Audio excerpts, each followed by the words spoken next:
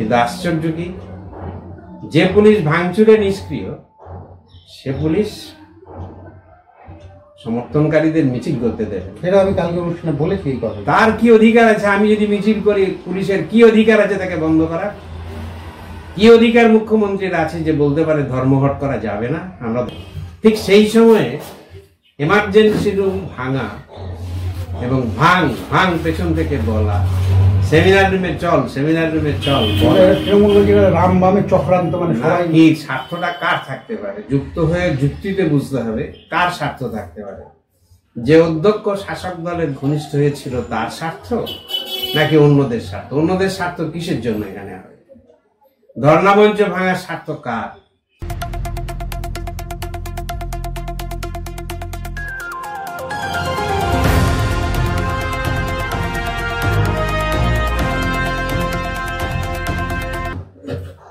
আলো অন্ধকারে যাই, স্বপ্ন নয়, মৃত্যু নয়, কোনো এক বোধ কাজ করে। আর আজকে গোটা বাংলা জুড়ে একটা অন্য বোধের মিছিল দেখছি। মহিলারা রাত্রির দখল করছেন, গোটা বাংলা জুড়ে চিৎকার হচ্ছে, we want justice, we want justice. সেই চিৎকারের সামনে দাঁড়িয়ে আজকে আমরা এসইউসির অন্যতম নেতা চণ্ডীদাস ভট্টাচার্যের সঙ্গে এই জাস্টিসের গভীরতম দিকগুলো নিয়ে কথা বলবো। ফলে প্রথমেই স্বাগতম চণ্ডীদাস ভট্টাচার্য। স্বাগতম। চণ্ডীদা, প্রথম কথা বলি, ঠিক আছে, আমরা দ্বিতীয় কথায় নয় যাব। এই গোটা গণ আন্দোলনটাকে আপনার কি মনে হচ্ছে? We want justice, we want justice, we want justice. মানুষের মধ্যে দীর্ঘদিন ধরে যে ক্ষোভ, ব্যথা, যন্ত্রণা সঞ্চিত হয়েছে এবং দিনের পর দিন যেভাবে নানান দিক থেকে তারা লাঞ্ছিত হয়েছে, জীবন দুর্বিষহ হয়েছে, নারীদের নিরাপত্তা চূড়ান্তভাবে বিঘ্নিত হয়েছে, একে ভিত্তি করে ধীরে ধীরে যে পুঞ্জীভূত বেদনা, সেটা আরজিকরের নৃশংস ঘটনার মধ্য দিয়ে প্রকাশ পেয়েছে। ক্ষোভটা, এটা একদিনের ক্ষোভ শুধু তা নয়, পুঞ্জীভূত ক্ষোভ, সেটা বাস্ট আউট করেছে। এবং এটাই হচ্ছে আমাদের বর্তমান সময়ে যে চতুর্দিকে সংকট রয়েছে, সংকটের মধ্যে আশার আলো। তৃণমূল কংগ্রেস শাসক ও পথে নেমে বলছে তারাও জাস্টিস চায় এবং তারাও বলছে যে এই ঘটনার তারাও নিন্দা করছে। তাহলে মানে এই তো হীরক রাজার মতো পরিস্থিতি, সবাই মাঠে নেমে গেছে, মানে জাস্টিসের মানেটা দাঁড়াচ্ছে। সেই জন্য যথাযথ তদন্ত, বিচার বিভাগীয় তদন্ত, তার মধ্যে দিয়ে দোষীদের চিহ্নিত করা হোক। কিন্তু প্রশ্ন তো অনেকগুলো থাকবেই। যিনি অধ্যক্ষ তাকে পদত্যাগ করতে হবে, পদত্যাগ করার পরে তাকেই সিএনএমসিতে অধ্যক্ষ করা হলো। কে করল? কেন করল? কারণ বাথরুম ভেঙে ফেলা হলো, কারণ কি? 14ই আগস্ট যখন গোটা রাজ্যে কেন দেশের সীমানা ছাপিয়ে বিদেশেও এই জাস্টিসের জন্য মানুষ নামল, সেই অভূতপূর্ব জনপ্লাবন দীর্ঘদিনের সঞ্চিত বেদনাকে প্রকাশ করেছে। আশা ভরসার স্থল হিসেবে মানুষ দেখেছে, সকলেই দেখেছে, অভিভূত হয়েছে। ঠিক সেই সময়ে এমার্জেন্সি রুম ভাঙা এবং ভাঙ পেছন থেকে বলা, সেমিনার রুমে চল, সেমিনার রুমে চল, রাম বামের চক্রান্ত, মানে সবাই কি স্বার্থটা কার থাকতে পারে? যুক্ত হয়ে যুক্তিতে বুঝতে হবে কার স্বার্থ থাকতে পারে। যে অধ্যক্ষ শাসক দলের ঘনিষ্ঠ হয়েছিল তার স্বার্থ নাকি অন্যদের স্বার্থ? অন্যদের স্বার্থ কিসের জন্য এখানে হয়? ধর্ণামঞ্চ ভাঙার স্বার্থ কার? এই আন্দোলন যে বিরোধিতা, পুলিশ প্রশাসনের নিষ্ক্রিয়তা, সরকারি দলের সাথে তাদের সংযোগ, এটা ভাঙার স্বার্থ রাম বাম বলতে যে কেউই পারে, কোনো তো অসুবিধে নেই। গণতান্ত্রিক স্বাধীনতা যেখানে রয়েছে, গণতান্ত্রিক অধিকারের কথা, তারপরে প্রশাসনের উচ্চ পদে থাকলে তো বলা যেতেই পারে, কোনো অসুবিধা নেই। কিন্তু যুক্তিতে বুঝতে হবে তো কার জন্য, উদ্দেশ্য কার, কার স্বার্থ রক্ষিত হচ্ছে, তবে তো তাকে বিচার করা যাবে। নাহলে বিচারে আমি তো সকলেই সকলকে নিজেদের ভালো বলে, কে আর খারাপ? বিচারটা বিচারের মতো হওয়া চাই, যুক্তিটা যুক্তির মতো হওয়া চাই, যুক্তির মধ্যে বিচক্ষণতা থাকা দরকার। এই বিচক্ষণতা কোথায়? এগুলো বিচক্ষণ লোকের কথাই মনে হয় না।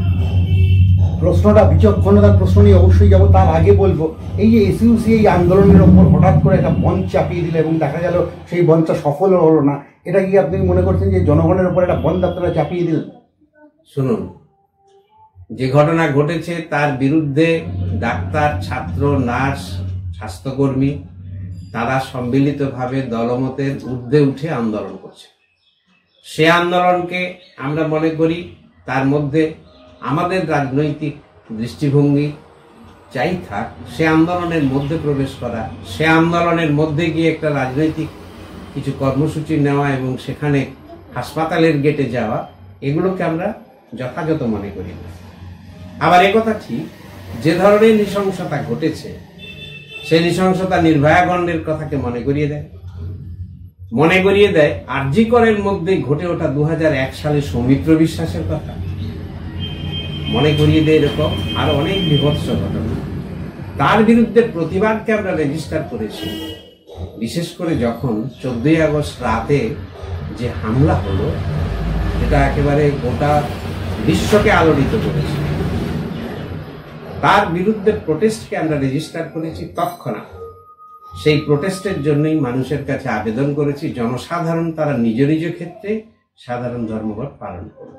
এটা চাপিয়ে দেওয়া না, আর চাপিয়ে দেওয়া জিনিস কেউ গ্রহণ করুক না করুক সেটার দ্বারা সত্য নির্ধারিত হয় না। আবার এইরকম ছুটির দিন 15ই আগস্ট কোথাও প্রচার করার সুযোগ নেই, প্রিন্ট মিডিয়া বন্ধ, কেবলমাত্র সংবাদ মাধ্যম, ইলেকট্রনিক চ্যানেল এবং সোশ্যাল মিডিয়া ছাড়া প্রচারের উপায় নেই, মানুষের কাছে পৌঁছে দেওয়ার উপায় নেই। তবু প্রোটেস্ট তৎক্ষণাৎ আমরা সেই রাত্রিরেই রেজিস্টার করেছি, সকলের কাছে আবেদন করেছি। যেমন করে আমাদের দল যখনই পরিপূর্ণ সফল বন্ধ করেছে তখনও বোমাবাজি করেনি, ইট পাটকেল ছড়েনি, গাড়ি ভাঙচুর করেনি, মানুষের বিবেকের কাছে আবেদন করেছে, তাতে যেটুকু সাড়া পেয়েছি। আপনাদের সফল বন্ধ 1991 হয়েছিল, ওই মাদাই হালদার শহীদ 90 সালে হয়েছিল, তারপরে 3রা ফেব্রুয়ারি 98 হয়েছিল, 10ই জানুয়ারিতে হয়েছিল সফল বন্ধ। সেগুলো আমরা প্রস্তুতি নিয়ে করেছি।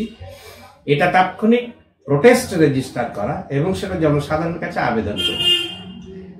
কিন্তু আশ্চর্য কি, যে পুলিশ ভাঙচুরে নিষ্ক্রিয় সে পুলিশ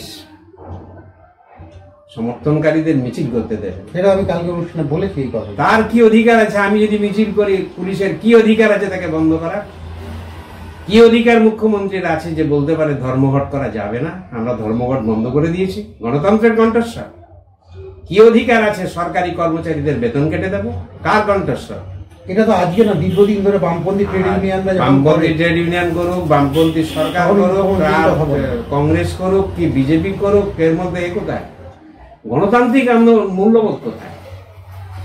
ধর্মঘটের অধিকার আমাদের অধিকার, অর্জিত অধিকার, স্লোগান দেবো আর এটা বলবো, কি ধরনের জিনিস? এটা তো চলতে পারে না। এখানে একটা প্রশ্ন, আরেকটা, তার আগে একটা ইম্পর্টেন্ট জায়গায় যাব। দিল্লিতে নির্ভয়া কাণ্ডের পরও দেখেছিলাম নাগরিক সমাজ নেমে এসেছিলেন এবং তারপরে আমরা অরবিন্দ কেজরিওয়ালের দলকে ওই গণ আন্দোলন থেকে, দুর্নীতি বিরোধী আন্দোলন থেকে উঠে আসতে দেখেছিলাম এবং পরবর্তীকালে দেখছিলাম বিজেপির একটা বড় উইনের পেছনে এই কারণগুলো কাজ করেছিল। তাহলে আপনার কি মনে হয় না যে অরাজনৈতিক যে সমাজের যে আন্দোলনগুলো হয়, একটা ঘটনা হলো মানুষ রাস্তায় নামলো, আবার আরেকটা ঘটনা সেমই হলো অন্য জায়গায়, কিন্তু ন্যায় বিচারের যে প্রধান জায়গাটা থাকে এই ধরনের ঘটনা না হওয়ার, সেই জায়গায় কি অরাজনৈতিক মানে আন্দোলন একভাবে বিরাটভাবে ফেল করছে ভারতে? যে কোনো আন্দোলনের মধ্যে যদি সংগঠিত শক্তি না থাকে এবং তার আদর্শ সঠিক পথে না হয়, মানুষের বিক্ষোভ, স্বতঃস্ফূর্ত বিক্ষোভ অত্যন্ত আবেগ এবং আকাঙ্ক্ষায় এমনকি প্রাণ বিসর্জন দেওয়ার মধ্য দিয়েও যায়, সফলতার পরিণতিতে যাওয়ার সম্ভাবনা, কালমিনেশনে যাওয়ার সম্ভাবনা কম থাকে। মানুষের দ্বন্দ্বকে কেন্দ্র করে সিদ্ধার্থ ঘোষ বলতেন, মার্ক্সবাদী চিন্তানায়ক হিসাবে, গমকে গমকে আন্দোলন আসে, কিন্তু তাকে কারেক্ট ওয়েতে গাইড করতে না পারলে তার দ্বারা মূল সমস্যার সমাধান করা যায়। কিন্তু তা যায় না বলে যে ক্ষোভটা মানুষের প্রকাশ পায়, যে অন্যায়টা ঘটেছে তার বিরুদ্ধে যে প্রোটেস্ট, প্রতিবাদ, তারও একটা মূল্য আছে। সেই মূল্য আগামী দিনের মূল পরিবর্তনের সোপান তৈরি করে। বাংলাদেশের এই আন্দোলন কি বলবেন, সেটাই কালমিনেশন পয়েন্টে যেতে পেরেছে? বাংলাদেশের আন্দোলনও যেতে পেরেছে হাসিনার পদত্যাগ পর্যন্ত, কিন্তু যে সমাজ ব্যবস্থার থেকেই এসবের উৎপত্তি, সেই সমাজ ব্যবস্থার পরিবর্তন না হলে বড়জোর যেভাবে তারা গণতন্ত্রকে হত্যা করেছিল, যেভাবে তারা নির্বাচনকে বন্ধ করে দিয়েছিল, সেক্ষেত্রে কিছু হতে পারে। কিন্তু মূল সমস্যার সমাধান করে মানুষের জীবন জীবিকা থেকে মুক্তি, সাম্প্রদায়িকতার মনন থেকে মুক্তি, যাকে বলে শোষণ মুক্ত সমাজ, সে কি হবে? যে হয় কখনো? সেখানে থাকে আমূল পরিবর্তন। এই আমূল পরিবর্তনের আগেও কিছু পরিবর্তন থাকে, তারও কিছু ভূমিকা থাকে। সেই ভূমিকা আশা করব যে সরকার আছে, সে সরকার সুষ্ঠুভাবে, বা যে সরকার ওখানে গঠিত হয়েছে মোহাম্মদ ইউনূসকে সামনে রেখে। মোহাম্মদ ইউনূস সম্পর্কে অভিযোগ ওঠে যে তিনি নাকি বিশ্ব ব্যাংকের খুব কাছে। এ নিয়ে আমি আপাতত কিছু বলছি না, কারণ এই অভিযোগ নিয়ে, পাল্টা অভিযোগ নিয়ে বলার নেই। আপাতত যে আন্দোলনের বুক চিতিয়ে দাঁড়িয়েছে, এই যে প্রাণোচ্ছল, এই যে অন্যায়ের বিরুদ্ধে প্রতিবাদ করবার জন্য শিক্ষকরা রাস্তায় দাঁড়িয়েছে, মায়েরা রাস্তায় দাঁড়িয়েছে, বোনেরা দাঁড়িয়েছে, এটাই তো প্রাণ চাঞ্চল্য, এটাই তো নিতে হবে, এর থেকে এসেছে। তাই অন্যায়ের প্রতিবাদ করতে গিয়ে যে কোনো মানুষ দলমত নির্বিশেষে প্রতিবাদ করেছে, এটা সবসময়ই ভালো। কিন্তু এর মানে এই নয় যে কি যারা রাজনীতি করে তাদের প্রতিবাদ করার অধিকার নেই, এটাও তো না। এবং এটা আমরা মনে করি যে বর্তমানে যে প্রতিবাদের ঝড় উঠেছে, জনসাধারণের মধ্যে যে আবেগ এসেছে, সে আবেগ তারা দলমত নির্বিশেষে নাগরিক সুরক্ষা কমিটি হোক অথবা নারী শিশুদের সুরক্ষা কমিটি হোক করে আর করে চলুন। যে ডাক্তাররা আন্দোলন করছেন, নার্সরা আন্দোলন করছেন, ছাত্ররা আন্দোলন করছেন, সে আন্দোলন তাদের দাবি না মেটা পর্যন্ত তারা এগিয়ে নিয়ে যান। আবার এই অন্যায় এবং জঘন্যতা পরিবেশ হচ্ছে যে মূল কারণে এই পুঁজিবাদী সমাজ ব্যবস্থাকে টিকিয়ে রাখা, তার জন্য এই সরকারকে টিকিয়ে রাখা, সরকারের দল পরিবর্তন করলেও সরকারি এই ব্যবস্থাকে, পুঁজিবাদী ব্যবস্থাকে টিকিয়ে রাখা, যার ফলে শোষণ বাড়ছে, যার ফলে মদের প্রসার তারা নিজেরা ঘটাচ্ছে। সে আগেকার সরকারের আমল থেকেই রেডি টু ড্রিঙ্ক থেকে আজকে দুয়ারে মদ, এই মাদকাসক্ত অবস্থায় নারীর নিরাপত্তা বিঘ্নিত হচ্ছে। সব জায়গাতেই স্বার্থপর গোষ্ঠী গড়ে উঠেছে। সরকার সমস্ত হাসপাতাল খুঁজলে দেখা যাবে যে র্যাকেট তৈরি হয়েছে। এটা তো কেবল একটি ধর্ষণ এবং খুনের ঘটনা নয়, দেখা যাচ্ছে কি এর মধ্যে যুক্ত হয়ে রয়েছে একটা বিরাট র্যাকেট। হ্যাঁ, 10 লাখ টাকা শুধু নেওয়া হতো সাপ্লিতে পরীক্ষা থেকে দেওয়ার জন্য। সম্পর্কে ছিল নানান ওষুধ, সে ওষুধ, এমনকি সৌমিত্র বিশ্বাসের ঘটনার সময় তো সে তদন্ত ধামাচাপা পড়ে গেল। সে কথা যদি কেউ স্মৃতিতে আনতে পারেন, টাইমস অফ ইন্ডিয়া যেটা তুলে ধরেছিল পরবর্তীকালে আনন্দবাজার, ডাক্তারি ছাত্রই ছিলেন এবং তিনি একটি বামপন্থী সেই সময় সরকারি দলের ছাত্র সংগঠনের সঙ্গে যুক্ত থাকা সত্ত্বেও ইউনিয়নের যে দুজনের নামে অভিযোগ উঠেছিল, সে সমস্ত কথা চাপা পড়ে গেছে। কিন্তু সত্য তো চাপা পড়ে যায়নি। আত্মহত্যা তো তা নয়, আত্মহত্যা বলে চালিয়ে দেওয়া হয়েছে। এবারেও আত্মহত্যা বলে চালিয়ে দেওয়া হয়েছিল, কিন্তু দুনিয়ার ডাক্তাররা সামনে থেকে ম্যাজিস্ট্রেটের তদন্ত না এলে ময়না তদন্ত হবে না, এইটি বলবার ফলে সামনে এলো। না হলে কি হতো? নাহলে চলে যেত। এত বড় একটা নৃশংস ঘটনা শুধু একটা ঘটনাই নয়, এটা টোটাল ব্যবস্থাটা ধীরে ধীরে যে জায়গা থেকে আসছে, এবং এটা শুধু আজকে এক রাজ্যে ঘটেছে নৃশংসতা যেমন ঠিক, এটা তো আমরা ভুলে যেতে পারি না। এর আগে এবং বিভিন্ন রাজ্যে খবরের কাগজ, মধ্যপ্রদেশে এরকম ঘটনা ঘটে। দিন আগে মধ্যপ্রদেশ, উত্তরপ্রদেশ, কোথায় নেই এ ব্যথা, এই বেদনায় কান্না গোটা পুঁজিবাদী সভ্যতার কাছে, বিবেকের কাছে প্রশ্ন তুলেছে। এটা গোটা সভ্যতার লজ্জা। এটা কেবলমাত্র এই রাজ্যের কথা শুধু নয়, গোটা দেশ, বিপন্ন সভ্যতা, সিভিলাইজেশন ইন ক্রাইসিস, মর্যাদায় দেওয়ার মতো মন নেই। সবচেয়ে বড় এখানে একটা প্রশ্ন খুব ইম্পর্টেন্ট হিসেবে উঠে আসে, বা যে প্রশ্নটা সামনে আমরা দাঁড়াবো, সেটা হচ্ছে জুনিয়র ডাক্তাররা পরিষ্কার, যারা আন্দোলনরত ছাত্ররা পরিষ্কার বলছেন যে এই কাণ্ডে যারা পূর্ণাঙ্গভাবে দোষী রয়েছে, সমস্ত দোষীকে গ্রেপ্তার করতে হবে। এবং তার সঙ্গে আরও গুরুত্বপূর্ণ যে দাবিটা তারা করেছেন, যে ওয়ার্কিং প্লেসের নিরাপত্তাটা মানুষের স্বাভাবিক অধিকার। এমন একটা জায়গায় একটা মেয়েকে 36 ঘন্টা কাজ করতে হচ্ছে, তারপর তার জন্য কোনো রেস্টরুম নেই, কোনো সিসিটিভি ফুটেজ নেই, এবং যেখানে সে রাত্রেবেলা বিশ্রাম করছে মুমূর্ষু রোগীদের সেবা করে সেখানে এসে কেউ একজন খুন করে যাচ্ছে। এই একই পরিস্থিতি দাঁড়িয়ে ছোটো ছোটো যে কারখানাগুলোতে মহিলারা কাজ করেন, পেন কারখানায়, তাদের জন্য ঠিকমতো ল্যাট্রিন বা টয়লেট নেই। ফলে ওয়ার্কিং প্লেসে মানুষের নিরাপত্তাটাই তাকে বিঘ্নিত। এই টোটাল ব্যাপারটা অত্যন্ত গুরুত্বপূর্ণ দাবি, সঙ্গত দাবি, মিনিমাম গণতান্ত্রিক অধিকারের দাবি। ডাক্তারদের ক্ষেত্রে, নার্সদের ক্ষেত্রে, যারা ওয়ার্কার্স রয়েছেন, ছোট ছোট কারখানায় কাজ করছেন কি বড় কারখানায় কাজ করছেন, এই দাবি এসইউসি কখনো করেনি, মানে এসইউ করেছে কি? আমাদের ট্রেড ইউনিয়নের পক্ষ থেকে নিঃসন্দেহে দাবি আছে। আর যে দাবি আমাদের সবসময়কার দাবি, সব দাবি একেবারে এরকম ডিটেলসে তো সবসময় আসে না, কিন্তু এটা অত্যন্ত ন্যায়সঙ্গত দাবি, এ নিয়ে কোনো প্রশ্ন নেই। প্রশ্ন ওঠার শ্রমিকদের নিরাপত্তা সংক্রান্ত ট্রেড ইউনিয়ন আন্দোলনে এটা আছেই, সবসময়ই আছে, কেন থাকে না? অবশ্যই। এবার একটা অনেকেই প্রশ্নটা করছেন, মানে খুব একটা ভয়ঙ্কর প্রশ্ন, সেটা হচ্ছে যে ধরুন আমরা দেখছি এই আন্দোলনগুলোর মধ্যে কি কোনো একটা আর্থসামাজিক গোষ্ঠীর বিষয় রয়েছে? এই মহিলা ডাক্তার নিহত হয়েছে, লজ্জার আমাদের শেষ নেই, লজ্জায় মাথা নত হয়ে গেছে। কিন্তু এটাও ঘটনা যখন কোরপান শাহ, একটা মুখবধির ছেলে যার বিরুদ্ধে অভিযোগ ওঠে একটা মোবাইল চুরি করার, সে আদৌ চুরি করেছিল কিনা জানা যায় না, চুরি করলেও তাকে পিটিয়ে মারার কারণ অধিকার নেই, সেই সময় তো নাগরিক সমাজ এভাবে জেগে ওঠে না। তাহলে এর আর্থসামাজিক বৈশিষ্ট্য আছে এই আন্দোলনের পেছনে নাগরিক সমাজে? এগুলো এক ধরনের কিরকম প্রশ্ন জানেন তো, আগে কোনো একটা সময় প্রতিবাদ হয়নি বলে আরেকটা সময় অন্যায়ের প্রতিবাদ করতে গেলে ওই রেফারেন্স টানা মানে কি বর্তমানে প্রতিবাদ করাটা অন্যায় হয়ে যায়? না, কোনোভাবেই অন্যায় হয়।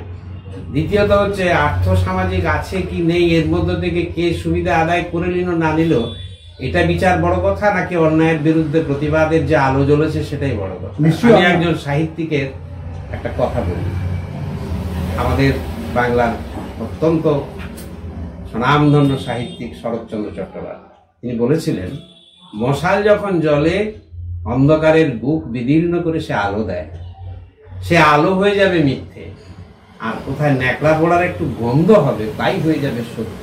এ যারা বলে তারা দেশের কোনো কাজে লাগে না। বন্যা যখন পলি মাটি আনে, জমিকে উর্বর করে তোলে, তাই হয়ে যাবে মিথ্যে, আর কোথায় একটা ইঁদুর পচে মরেছে সেইটি খুঁজে খুঁজে বার করে তাকে বিরোধিতা করা, সেটা সমাজ সেবার কাজ। এই প্রসঙ্গে আপনাকে আমি একটা কথা বলি, ঘরে বাইরেতে যেখানে নিখিলে সন্দীপ বলছে দেশে আমি স্বাভাবিকভাবে জন্মেছি বলে এই দেশটা আমার, এটা হতে পারে না। দেশটাকে যতক্ষণ আমি দখল করে না নিচ্ছি ততক্ষণ দেশটা আমার হবে না। এবং এই দেশ দখল করতে গিয়ে তিনি কিন্তু এই প্রচার করছেন, বন্দে মাতরম স্লোগান উঠছে, আর মুসলমানদের উপর আক্রমণ ঘটছে, এবং যে জিনিসটা ইংরেজরা তৈরি করছে 25 পয়সায়, সেই জিনিসটাই ভারতীয় পুঁজিপতিরা 3 টাকায় তৈরি করছে। গরিব মানুষকে সেই 3 টাকার জিনিসটা জোর করে কেনানোর কথা বলছে। ফলে প্রশ্ন তো খুব স্বাভাবিকভাবেই এখানে আসবে। এখানে এই আলোচনা এত বিস্তৃত আলোচনা, সেটার মধ্যে আমি যাচ্ছি না, কিন্তু একথা সত্য, বিদেশ থেকে এসে দেশকে দখল করে নেবে যারা, তার বিরুদ্ধে যে আন্দোলন হবে সে আন্দোলনের মধ্যে সত্য আছে।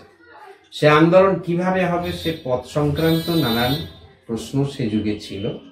কেউ বিপ্লবাত্মক পথে করেছে, এবং বিপ্লবাত্মক পথে আন্দোলন করার ক্ষেত্রে প্রথমে গুপ্ত ব্যক্তি, সন্ত্রাস, যে কোনো বিপ্লবী আন্দোলনের সূচনা পর্বে সেটা থাকে, তাকে একদল সন্ত্রাস বলে বিরোধিতা করেছেন।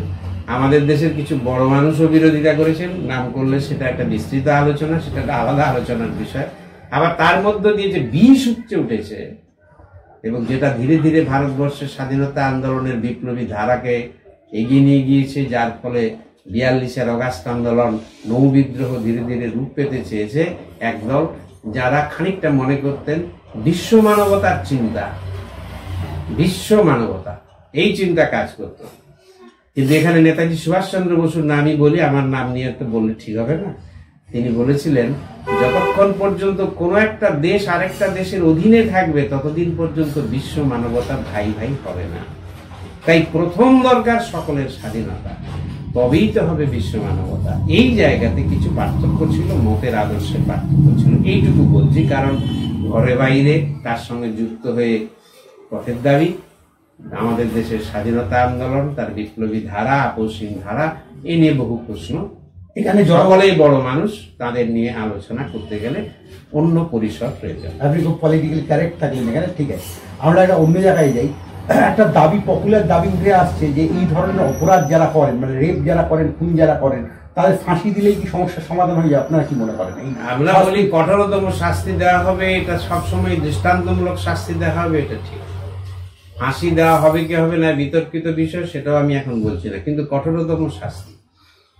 কিন্তু সবচেয়ে বড় প্রয়োজন, যে পরিবেশ সৃষ্টি হওয়ার জন্য এটা তারা করতে পারে, একটা সমাজ ব্যবস্থা, সামাজিক পরিবেশ, এই পচনশীল সমাজকে রক্ষা করা, তার মধ্যেও যতটা করতে পারা সম্ভব ছিল, পুলিশের মধ্যে এই সমস্ত কি বলবো রাজনৈতিক দল যারা ক্ষমতাকে যেমন করে হোক রক্ষা করার জন্য মানুষকে কেনে, এবং যাদেরকে নির্বাচনের সময় পয়সা দিয়ে অথবা কোন রকম কিছু সুযোগ সুবিধা দিয়ে তাদের ক্ষমতাকে বজায় রাখতে হয়, যারা নির্বাচনে কাউকে নিজেদের দলের লোককেও ভোট দিতে দেয় না, এরকম ঘটনা আছে। এটাকে বন্ধ করতে হবে, এই র্যাকেটকে বন্ধ করতে হবে।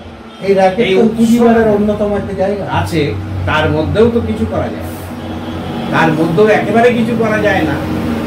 করা যাবে তখনই যখন জনসাধারণের যে সচেতন আন্দোলন আজকে গড়ে উঠেছে, জনসাধারণের সচেতনতা, এটা যদি সঠিকভাবে থাকে, জনসাধারণের মধ্যে যে একটা নিরপেক্ষতার নামে উদাসীনতা থাকে, আমার তো নয় ঘটনা ঘটছে, দুঃখ পায়, কিন্তু তার প্রতিবাদে নাবে নাই যে মানসিকতা থাকে মানুষের মধ্যে, যেটা আজকে বাঁধ ভাঙার মতো ভাঙছে, এটা খুবই পজিটিভ লক্ষণ, এটা খুবই এগিয়ে যাওয়ার করতে আশাপ্রদ জিনিস। এই সচেতনতার ভিত্তিতে যদি প্রেসার থাকে মুভমেন্টের, তাহলে তার স্ট্রেন্থ আগে হয়নি কেন? কারণ চতুর্দিক থেকে সরকার, সরকারি দল, তাদের সমস্ত সংগঠন, তাদের ছাত্র হোক, মহিলা হোক, ডাক্তার হোক, গ্রুপ ডি স্টাফ হোক, কি বলে তাদের অ্যাডমিনিস্ট্রেশনের কাজ, সমস্ত দিক এক জায়গায়, যেটা একসময় বামফ্রন্টের আমলে শিক্ষাক্ষেত্রে আনন্দবাজারই টার্ম বের করে দিয়েছিল অনিলায়ন। এখন তার নামে আমার বলা উচিত না, কিন্তু এই টার্মটা শুধু রেফার করলাম। এই রকম যখন হয়ে যায় তখন বেপরোয়া হয়ে যায়। ওই যে যারা ভাঙছে, পেছন থেকে একজন বলছে ভাঙ, সেমিনার হলে চল, এ এত স্পর্ধা পেল কি করে? পুলিশ দাঁড়িয়ে রইলে কি করে? পুলিশ বলছে আমাদের কিছু করার নেই। পুলিশ মন্ত্রী বলছেন রামবাম করেছে।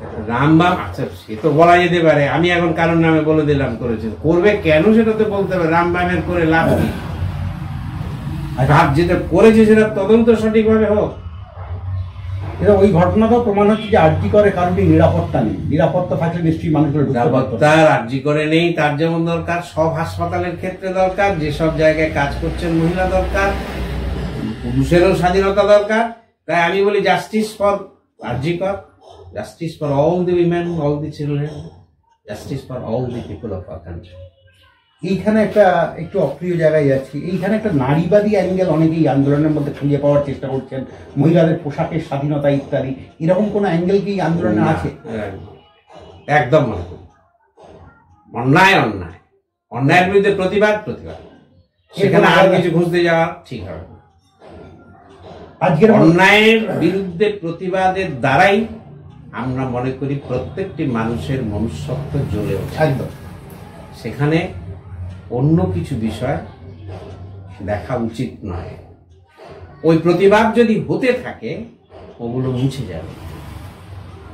আমরা ইয়াং ছেলে মেয়েদের বলি যে তাদের আচার আচরণ, পোশাক পরিচ্ছদ, হাব ভাব খানিকটা অবক্ষয় দেখাচ্ছে, কিন্তু নির্ভয়া কাণ্ডে কতদিন ধরে দিল্লির রাজপথে যুবক যুবতীরা থাকলো, বাংলাদেশের যুবক যুবতীরা একত্রে দলে দলে চলে গেল, তখন কিন্তু কোনো অশালীনতা দেখা যায়। প্রতিবাদে মানুষ যখন নামে, তখন তার অন্যায় করার মনটাও ধীরে ধীরে চলে যায় পেছনে। প্রসঙ্গক্রমে বলি 1983 সাল বাসভাড়া বৃদ্ধি প্রতিরোধ আন্দোলনের ডাক দিয়েছিলাম সেই কমিউনিস্টের পক্ষ থেকে, অবরোধ হয়েছিল। সালটা এখনো বলি 1983 সালের 30শে মার্চ, মানিকতলা। মেয়েদের উপর যখন পুলিশ কালকে যেমন করে চুলের মুঠি ধরে পুলিশরা টানা হেঁচড়া করেছে, চ্যাংদোলা করে তুলেছে, অতি তৎপর হয়ে গিয়েছে, মিছিলও করতে দেব না, সেই পুলিশ যখন মেয়েদের সেই সময় অত্যাচার করেছে 1983 সালে, তখন একটি যুবক এসে বিরোধিতা করেছিল, আটকে দিয়েছিল, বাধা দিয়েছিল, তার নাম দুলাল দাস। তাকে গুলি করে পুলিশ মেরেছিল। গুলি করছে, বডি টেনে নিয়ে যাচ্ছে। 31শে মার্চের আনন্দবাজার পত্রিকা প্রথম পাতায় প্রকাশিত হয়েছে।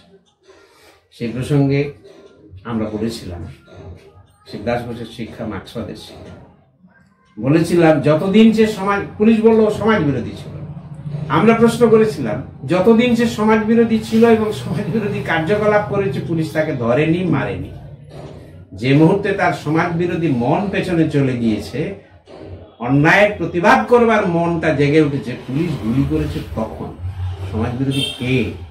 আদৌ কি সমাজ বিরোধী ছিল? সমাজ, আমি সে কথা বাদই দিলাম, ধরে নিলাম সমাজ বিরোধী, কিন্তু যতদিন সে সমাজ বিরোধী ছিল, সমাজ বিরোধী কার্যকলাপ করেছে, পুলিশ তাকে মারেনি, ধরেনি, কিছু করে।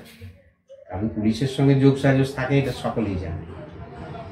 কিন্তু যখন তার মধ্যে বিবেক জাগলো, একটা মেয়ের উপর পুলিশ অত্যাচার করছে, প্রতিবাদ করতে গেল, পুলিশ তখন গুলি করলো। কে সমাজ বিরোধী? এবার আজকের মতো শেষ প্রশ্ন, অন্যদিন আরো অনেক কথা বলবো বলে, এই যে একটা আন্দোলন চলছে, আমরা দেখি বামপন্থী বিভিন্ন সংগঠনরা, ছাত্র সংগঠনরা এই আন্দোলনের অন্যতম মেরুদণ্ড হয়ে উঠছে, কিন্তু আমরা দেখি আন্দোলন কি কোনো একটা ঐক্য তৈরি করবে যেটা পরবর্তী নির্বাচন বা পরবর্তী লড়াইয়ের ক্ষেত্রে বামপন্থী দলগুলো, পশ্চিমবঙ্গে সিপিএম, এসইউসি ইত্যাদিরা অনেক বেশি কাছাকাছি চলে আসবে বা কোনো একটা ফর্মেশন তৈরি করবে? আমরা বামপন্থী সংগ্রামী ঐক্য আগেও চেয়েছি, আজও চাই, কিন্তু সে বাম ঐক্য নির্বাচনের জন্য নয়, নির্বাচনের সুবিধা করবার জন্য নয়। যারা এদেশে ফাঁসিবাদকে প্রতিষ্ঠা করতে সবচেয়ে বেশি উপযোগী ভূমিকা পালন করেছে কংগ্রেস, তার সঙ্গে যুক্ত থেকে নয়। যে কংগ্রেসের বিরুদ্ধে আন্দোলন করার দ্বারাই বাম নাম এসেছে। রাহুল গান্ধী কংগ্রেস তো অনেক বেশি পরিবর্তনের একটা লাহারের মধ্যে নিয়ে, যতই পরিবর্তন করুক, কংগ্রেস কি কংগ্রেসের ধারা থেকে পরিবর্তন করবে? এর কোনো প্রশ্নের কোনো মানে, এর যারা ভেবেছেন তারা বলতে পারেন, কিন্তু এর কোনো সত্য নয়। এই কংগ্রেসকে সঙ্গে নিয়ে পশ্চিমবাংলায় হোক, গোটা ভারতবর্ষে হোক, যে জোটই হোক, সেই জন্য আমরা বলেছিলাম, আমাদের সাধারণ সম্পাদক প্রভাস ঘোষ বলেছিলেন যে ইন্ডিয়া হোক আর এনডিএ হোক, জনসাধারণ পিষ্ট হবে। একমাত্র পথ যেটা, সেটা সংগ্রামী বামপন্থী ঐক্যবদ্ধ আন্দোলনের পদবে বৈপ্লবিক রূপান্তর সমাজের। মানুষের বুঝতে দেরি হতে পারে, এখনই আমাকে সকলেই সমর্থন নাও করতে পারে, বা সমর্থন করলো অ্যাক্টিভ পার্ট নাও নিতে পারে, কিন্তু এছাড়া বিকল্প কিছু নেই। আমি নাম করবো না, খুবই ঘনিষ্ঠ সরকারি লোক, বামপন্থী অংশেরও আবার কিছু মানুষ বলেছেন আপনাদের মধ্যে ঐক্য হোক, আপনারা সিপিএম নেতাদের বোঝান। কারণ আমরা বোঝাবো কি, তারা তো বড় পার্টি। আমি একটি লেখায় আমাদের পার্টির তরফ থেকে, একটি সোশ্যাল মিডিয়ার লেখায় বলেছিলাম, আমাদের কমরেড শিবদাস ঘোষের শিক্ষা, যে যতদিন পর্যন্ত বৈপ্লবিক রূপান্তরের শক্তি নিয়ে একটা বিপ্লবী পার্টির অভ্যুত্থান না ঘটবে, ততদিন পর্যন্ত সংগ্রামী বামপন্থী ঐক্যবদ্ধ আন্দোলন একটা হিস্টোরিক নেসেসিটি। যে শক্তিতে বড় তারই দায়িত্ব বেশি। এখন শক্তিতে যতটুকু বড়, এখনো তো আমাদের চেয়ে নিশ্চয়ই বড়, এই যে অস্বীকার করার কিছু নেই। ওরাও শূন্য, আমরাও শূন্য বলে আমরা ওনাদের চেয়ে লোক বেশি আছে করবো না। বিজ্ঞান তো শক্তির কথা বলে না, বিজ্ঞান বলে চিরকাল থাকে না, প্রথমে থাকে, প্রথমে থাকে, সে আসলে পরে হয়। সেই জন্য আমরা যে বিরাট একটা অবদান ছিল, আমরা দেখেছি 60 বা 70 দশকে তিনি কিন্তু জোট রাজনীতিকে একটা উচ্চতর লেভেলে নিয়ে গেছিলেন। নিঃসন্দেহে এখন সেই জায়গায় ব্যর্থ হচ্ছে। ব্যর্থ কেন হব? যে শক্তি চলে গেল কংগ্রেসের সাথে, যে শক্তিকে বারবার বলা সত্ত্বেও বাইরে চলে গেল। শুনুন, 2014 সালে যখন প্রথম বিজেপি সরকারে আসে নরেন্দ্র মোদী, তখন সিপিআইএম এর কমরেড প্রকাশ কারাট, আমাদের দলের সাধারণ সম্পাদক কমরেড প্রভাস ঘোষের একটা আলোচনা করে 6 পার্টির বামপন্থী ঐক্য তৈরি হয়েছিল অল ইন্ডিয়া লেভেল। পশ্চিমবঙ্গের ক্ষেত্রে আমাদের বক্তব্য ছিল, আপনারা যা করেছেন তাতে আপনারা জনসাধারণের কাছে ভুল স্বীকার করুন, তা না হলে জনসাধারণের আস্থা আসবে না। এবং এই পরিপ্রেক্ষিতে সাম্প্রদায়িকতা এবং সাম্রাজ্যবাদ বিরোধী যে কোনো আন্দোলনে একত্রে থাকবে। অন্য রাজ্যে এই 6টি জোট থাকবে। প্রোগ্রাম বলা হলো, একটা মিছিল বিবৃতি ছাড়া হলো না। সাম্প্রদায়িকতা বিরোধী, সাম্রাজ্যবাদ বিরোধী কিছু কর্মসূচি বাংলায় হলো, আমরা ছিলাম। 2019 সালের 5ই আগস্ট 370 দ্বারা বাতিল হল। 6ই আগস্ট কাগজে আমরা দেখলাম 5 পার্টি বিবৃতি দিয়েছে। আমরা জিজ্ঞাসা করেছিলাম বিমানবাবুকে সরাসরি কি হলো, উনি বললেন কি হলো আসলে পরেই আমরা দেখতে পেলাম কংগ্রেসের সাথে তারা ঐক্য করেছে। এই ঐক্য যে ভাঙলো, আমরা এখনো মনে করি তারা এই নির্বাচনের স্বার্থে কিছু সিট আসনের জন্য, অথবা যদি তাদের অন্য কিছু উদ্দেশ্য থাকে তাদের কথা তাদের ছেড়ে দিলাম, সংগ্রামী বামপন্থার ঐক্য যদি আজকে ভারতবর্ষে এবং পশ্চিমবাংলায় হতো, সেটা অনেকের কামনা। আমরা মনে করি এখনো তার ডাক আছে। কথা মুক্ত এর উপরে সবচেয়ে গুরুত্ব দেয় যে সিপিএম এসইউসি জোট আগামী দিনের ভবিষ্যৎ। আরেকটা কথা বলি, ঐক্যবদ্ধ আন্দোলন মানে অনেক আগে বলে রাখছি, আগামী দিনে হয়তো আপনারা করবেন। আমরা তো এখনো বলেছি সংগ্রামী বামপন্থী ঐক্য চাই। আমাদের বামপন্থাকে কমরেড প্রভাস ঘোষ দেখিয়েছেন, এটা হচ্ছে রেভলিউশনারি ইলেকট্রিজম। আর এতে ওনাদের অন্যদের এটা প্লিজ এটা করবেন না। রেভলিউশনারি লেফটিজম আর একটা রিফর্মিস্ট লেফটিজম। এই রিফর্মিস্ট লেফটিজম তারাও রেভলিউশনারি লেফটিজমের সাথে তারাও কংগ্রেসের এই ঐক্যকে বাদ দিয়ে যদি আসে হতে পারে, কিন্তু ঐক্যের ক্ষেত্রে একটা প্রশ্ন সাধারণ ভাবে এসে যায়, ঐক্য হয়ে গেলে আর কোনো সমালোচনা হবে না। এটা হয় না, এটা কখনো হয় না। ঐক্যের নিয়মই হচ্ছে ইউনিটি, স্ট্রাগল, ঐক্য, সংগ্রাম। সংগ্রামটা আদর্শগত সংগ্রাম, এটা থাকি, তার দ্বারা ঐক্য সুদৃঢ় জীবনে সব জায়গায় থাকে। কিন্তু সেখানে হয়ে গেল হয় গলাগলি না হলে গালাগালি, এটা চলে না। কিন্তু আপনাদেরও তো একটা রিজিড ফরমেশন আছে ঐক্যের ক্ষেত্রে, মানে ঐক্যের ক্ষেত্রে কোনো রিজিডিটি নেই। আসুন তারা আন্দোলন করুন, কংগ্রেসের পথ ত্যাগ করে আসুন আন্দোলন, আপনাদের চাই। তৃণমূলের সঙ্গে আপনারা যখন জোট করেছিলেন তখন তো কংগ্রেসের সাথে তৃণমূলের সম্পর্ক কি? আমরা কংগ্রেসের বিরুদ্ধে লড়েছি, পার্টিকুলার ফেজ। এটা তৃণমূলের সঙ্গে আগেও ছিলাম না, পরেও না।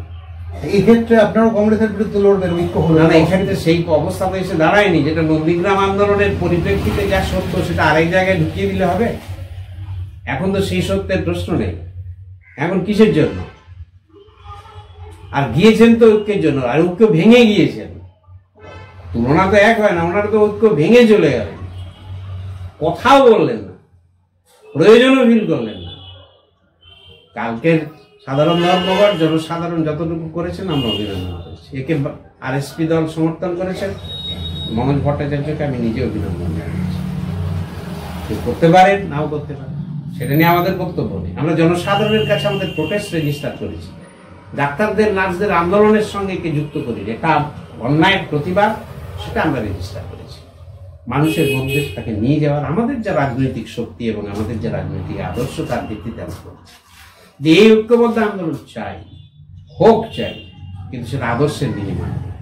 শেষ প্রশ্ন আজকের মতো, বুদ্ধদেব ভট্টাচার্য কিভাবে মূল্যায়ন করছেন এখন 2024 চলে যাওয়ার পর? এখন আর সেই মূল্যায়নের প্রয়োজন আছে, তিনি তো চলেই গিয়েছেন। ওনার দল, উনি সিপিআইএম এর নেতা ছিলেন। সিপিআইএম এর দল সম্পর্কে আমাদের যা বক্তব্য, আলাদা করে কোনো নেতা সম্পর্কে আলাদা কোনো বক্তব্য নেই। সেটা অনেকেই হয়তো বলতে পারেন। ব্যক্তিগতভাবে তার কোথায় কি ছিল, সাহিত্য কাব্য থেকে শুরু করে তিনি কোথায় এখানে পুঁজি আনবার চেষ্টা করেছেন, সেগুলো নিয়ে রাজনৈতিক যা বক্তব্য আছে সেই বলা হয়। উনি সিপিআইএম এর বড় নেতা ছিলেন, সিপিআইএম এর দীর্ঘদিনের নেতা ছিলেন। ওনার চলে যাওয়াটা সিপিআইএম এর দলের পক্ষে নিঃসন্দেহ করি। এর বাইরে দল সম্পর্কে যা দৃষ্টিভঙ্গি, তার বাইরে একটা ব্যক্তি সম্পর্কে আলাদা দৃষ্টিভঙ্গি আমাদের। কারণ সিপিআইএম এর একজন ব্যক্তি তো দলের থেকে অনেক এগিয়ে থাকা হতে পারে, যে না সিপিআইএম এর আমি পছন্দ করি, কিন্তু এসইউসির সাথে মতাদর্শ আপনার কথা। কিন্তু আমার কথা হচ্ছে, যখন সিপিআইএম এর একজন উচ্চ স্তরের নেতা হয়, তখন সিপিআইএম এর আদর্শ নিয়েই সে চলেন এবং চলেছে। আমি কি বলবো, সিপিআইএম এর আদর্শকে ভুল বলবো আর ওনাকে ঠিক বলবো, কি করে বলি? এর কি বলা যায়? নাকি বলার মধ্যে তখন সেটা এসে যাবে যে দেখুন, কেউ মারা যাওয়ার পরে সকলে আমরা তাকে ভালো বলি, এরকম বলা উচিত নয়। আবার তার যা ভূমিকা সিপিআইএম এর দলে পালন করেছেন, সিপিআইএম এর নীতিকে তিনি নিয়ে চলেছেন, সেটুকুই বলতে পারি। তার বাইরে আমি বলবো কেন বলুন? সেটা কি বলা উচিত? ফলে চণ্ডীদা অদ্ভুতভাবে আমাদের সামনে অনেক সত্যের কথা বললেন, অনেক আকাঙ্ক্ষার কথা বললেন, আবার অনেক জায়গায় হয়তো পলিটিক্যালি কারেক্ট থাকলেন। সব মিলিয়ে এক অসাধারণ সফর মালায় আমরা গেলাম। সুতরাং সেই লাইনটা আবার কানের মধ্যে বাজতে লাগলো, হয় কি লাল রঙে আমাদের প্রিয় রং লাল। এবং আজকে গোটা পশ্চিমবঙ্গ, গোটা দক্ষিণ পশ্চিম এশিয়া, গোটা বিশ্বের রং প্রতিবাদ প্রতিবাদ প্রতিবাদ। গোটা বিশ্ব যেন চিৎকার করে বলছে, we want justice, we want justice, we want justice. ধন্যবাদ চণ্ডীদা। ধন্যবাদ, ধন্যবাদ দর্শক বা শ্রোতা মণ্ডলী।